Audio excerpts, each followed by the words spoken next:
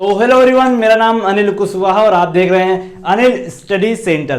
तो आज के इस वीडियो में दोस्तों बात करने वाले हैं यूपी पॉलिटेक्निक की जो आपकी काउंसलिंग चल रही है, इसमें आपके 3 राउंड कंप्लीट हो चुके हैं। यदि आपको वही सेम कॉलेज बार बार मिल रहा, मतलब फ्लॉट करने के बाद, तब आपको क्या करना होगा, और बाकी की ये बचे हुए जो आपके 6 पॉइंट है, 5 पॉइंट जो भी हैं, इनके बारे में हम लोग डिस्कस करने वाले। तो वीडियो बहुत ही इंपॉर्टेंट है और वीडियो आखिरी तक देखिएगा। बीच वीडियो में एक आपको थोड़ा यहाँ पर एक आपके लिए अच्छी चीज है, उसको भी देखिएगा। तो यहाँ पर देखिए क्या क्या बात करने वाले हैं। अगर अभी तक आपने काउंसलिंग नहीं कराया, मतलब कि आपने काउंसलिंग में पार्टिसिपेट ही नहीं किया, तब आपको क्या करना होगा। फिर यहाँ पर दूसरा पॉइंट है, अगर अभी तक कॉलेज नहीं मिला आपको, मतलब कि जो आपको कॉलेज चाहिए था वह आपको अभी तक नहीं मिला, तब आपको क्या करना होगा।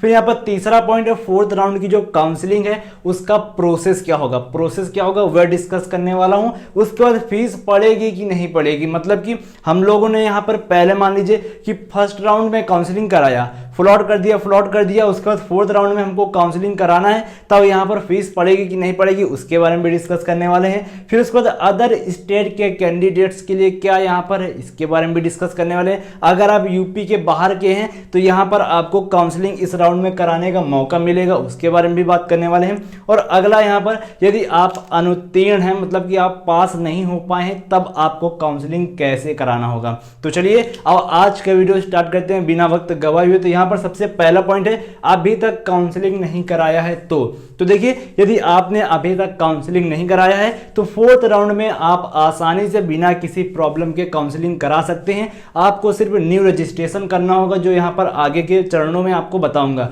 आपको न्यू रजिस्ट्रेशन करना होगा, और अगर यदि आप न्यू रजिस्ट्रेशन कर रहे हैं, मतलब कि अभी तक आपने काउंसलिंग में पार्टिसिपेट ही नहीं किया है, तब यहाँ पर क्या होगा, तब आपको 250 रुपए यहाँ पर रजिस्ट्रेशन फीस पे करनी होगी। तो ये हो गया पहला पॉइंट, अगर अभी तक आपने काउंसलिंग नहीं कराया है तो। अब दूसरा पॉइंट आता है, अगर अभी तक कॉलेज नहीं मिला है, मतलब कि आपने यहाँ पर फर्स्ट राउंड में काउंसलिंग कराया, फ्लॉट कर दिया, फिर सेकंड राउंड में आपने कराया, फिर फ्लॉट कर दिया, तब आपका 3rd राउंड में आया, और 3rd राउंड में आपको पता है कि यहाँ पर अपने आप फ्रीज हो जाएगा। तो यहाँ पर यदि आपको वो कॉलेज नहीं चाहिए तो आप उसको वहीं पर प्रोसेस को छोड़ सकते हैं, मतलब कि आपको वेरिफिकेशन के लिए स्कूल कॉलेज जो आपको जाना था वहां पर आपको नहीं जाना। अगर वह आप उसी तरह छोड़ देंगे तो आप 4थे राउंड की काउंसलिंग के लिए क्या है, एलिजिबल हो जाएंगे, मतलब कि योग्य हैं, 4थे राउंड में काउंसलिंग करा सकते हैं। तो ये हो गया दूसरा पॉइंट। अब तीसरा पॉइंट होता है, 4th राउंड की जो काउंसलिंग का प्रोसेस है वह क्या है।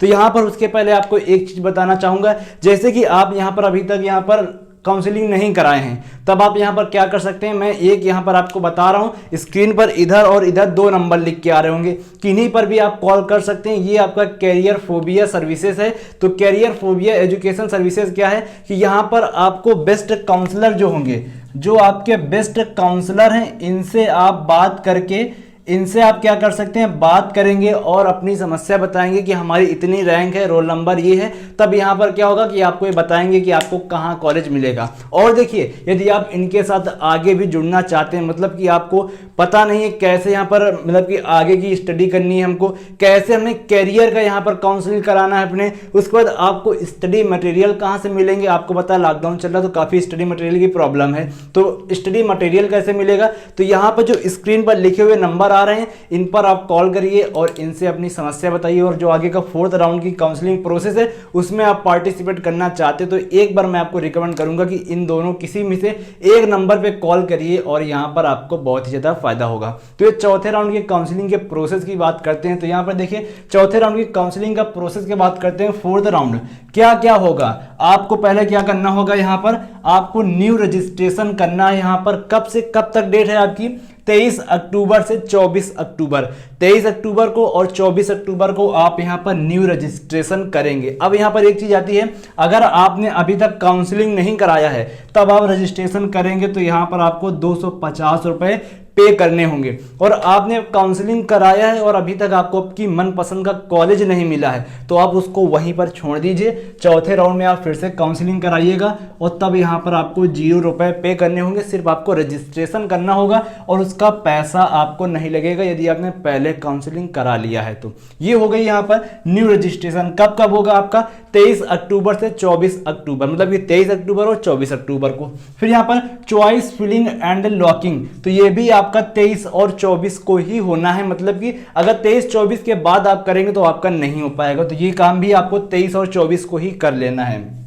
फिर यहाँ पर सीट अलॉटमेंट लेटर, जैसे कि मतलब कि आपने यहाँ पर चॉइस फिलिंग लॉक कर दिया, अब उसके बाद क्या होगा कि आपको दिया जाएगा कि आपको कौन सा कॉलेज मिला है। तो यहाँ पर आपका सीट अलॉटमेंट लेटर आएगा 25 तारीख को। और एक बात आप याद रखिएगा, चौथे राउंड में अगर आप काउंसलिंग करा लेते हैं तो यहाँ पर क्या होगा, आप उसके बाद फ्लॉट नहीं कर पाएंगे। चौथे राउंड में काउंसलिंग कराएंगे, आपको फ्रिज करना ही पड़ेगा। यदि आप फ्रिज नहीं करेंगे तो आगे के जो चरण होंगे उनमें आप पार्टिसिपेट नहीं कर पाएंगे, काउंसलिंग से बाहर हो जाएंगे। इसलिए यहाँ पर ये आपका फ्रिज ही होगा, इसमें आप फ्लॉट नहीं कर पाएंगे, फ्लॉट आप नहीं कर पाएंगे, ये बात आपको ध्यान रखना है। और यहाँ पर चॉइस फिलिंग में आप सिर्फ 10 चॉइस फिल कर सकते हैं, मतलब कि आप कोई भी 10 कॉलेज या 10 ब्रांच फिल कर सकते हैं, उसके आगे आप नहीं फिल कर सकते हैं। तो ये भी आपको याद रखना है, सिर्फ आप 10 चॉइस फिल कर सकते हैं। फिर यहाँ पर आगे आता है सीट अलॉटमेंट के बाद डॉक्यूमेंट वेरिफिकेशन। तो ये आपको 26 अक्टूबर से लेके 28 अक्टूबर के बीच में कभी भी करा लेना है।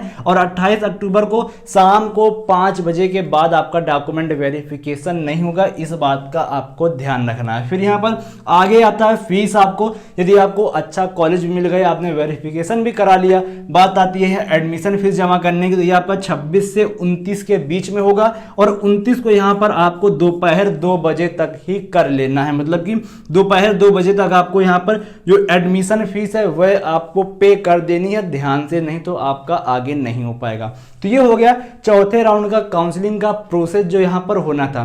आगे देखिए यहां पर बात करते हैं फीस पड़ेगी कि नहीं पड़ेगी। वही मैंने बताया, अगर आपने पहले काउंसलिंग कराया हुआ है पहले, दूसरे, तीसरे राउंड में, तो आपको 0 रुपए पे करने होंगे रजिस्ट्रेशन के लिए। और अगर आपने पहले आपने रजिस्ट्रेशन नहीं किया है, पहले आपने काउंसलिंग नहीं कराया, तब यहाँ आपको 250 रुपए पे करने पड़ेंगे। और एक बात यहाँ पर, इस ये जो फीस का मतलब है, ये आपका 3000 रुपए सिक्योरिटी फीस से इसका कोई मतलब नहीं है, ये तो आपको देना ही पड़ेगा। यदि आप यहाँ पर फ्रिज करेंगे तो आपको देना ही पड़ेगा, फ्लॉट करने का ऑप्शन होगा नहीं, फ्रिज करेंगे तो आपको देना ही पड़ेगा 3000 रुपए। और यहाँ पर यदि आपको आगे नहीं करना, 3 राउंड आपके खत्म हो गए, आगे आप नहीं कराना चाहते काउंसलिंग, तो 3000 रुपये वापस भी ले सकते हैं। इसका वीडियो मैंने चैनल पर डाल दिया, जाके आप देख सकते हैं कैसे 3000 रुपये वापस मिलेंगे। तो ये हो गया। अब आगे बात करते हैं अदर स्टेट के लिए आप कैंडिडेट हैं तब आपको क्या करना होगा। देखिए अदर स्टेट के कैंडिडेट हैं तो क्या करना होगा, आपको इस राउंड में काउंसलिंग करने का मौका मिलेगा। पूरा प्रोसेस यही रहेगा जो मैंने यहाँ पर 4th राउंड की काउंसलिंग का प्रोसेस बताया है, सब कुछ यही रहेगा। आगे आप उसी तरह यहाँ पर कर सकते हैं। और जो मैंने आपको बताया, यदि आपको अभी नहीं समझ में आ रहा है कि हमको कैसा कॉलेज चाहिए, कैसी चीज़ें क्या चाहिए, तो मैंने आपको बताया कैरियर फोबिया एजुकेशन सर्विसेज पे आप कॉल कर सकते हैं। वहाँ पर अगर आप बिल्कुल उन पे ही डिपेंड होना चाहते हैं तो वहाँ पर आपको अपना रोल नंबर देना होगा और वो जो आपको जानकारी आपसे मांगेंगे, आप कॉल करेंगे तो यहाँ पर आपको काउंसलिंग करा के वो लोग भी देंगे, तो उसमें आपको यहाँ पर कुछ चार्ज देना होगा। तो ये हो गया अदर स्टेट का कैंडिडेट के बारे में। अब बात आती है यदि आप अनुत्तीर्ण हैं, आप पास नहीं हो पाए हैं, अपनी जो एग्ज़ाम दिए थे यहाँ पर पॉलिटेक्निक एंट्रेंस एग्जाम का, उसमें आप पास नहीं हो पाए, तब यहाँ पर इस चरण में आप काउंसलिंग करने के पात्र होंगे, मतलब कि आप काउंसलिंग करा सकते हैं। तो ये आपके सभी डाउट क्लियर हो गए होंगे उम्मीद है। और मैंने आपको जो शुरुआत में बताया कैरियर फोबिया एजुकेशन सर्विसेज पे आप कॉल करके जरूर एक बार वहाँ पर अपना चीज़ें डिस्कस कीजिए, कई चीज़ें यहाँ पर आपको पता चलेंगी और आगे जो आपका करियर होगा उससे रिलेटेड और भी आपको यहाँ पर जानकारी मिलेगी। तो चलिए फिलहाल इस वीडियो में इतना ही रखते हैं। उम्मीद है आप सभी चीज़ें अच्छे से समझ गए होंगे। यदि आपका कोई कन्फ्यूजन है तो हमको यहाँ पर इंस्टाग्राम पे मैसेज कर सकते हैं या फिर आप नीचे कमेंट बॉक्स में भी पूछ सकते हैं। इंस्टाग्राम की लिंक आपको डिस्क्रिप्शन बॉक्स में मिल जाएगी। चलिए मिलते हैं नए वीडियो में, तब तक दोस्तों जय हिंद, वंदे मातरम।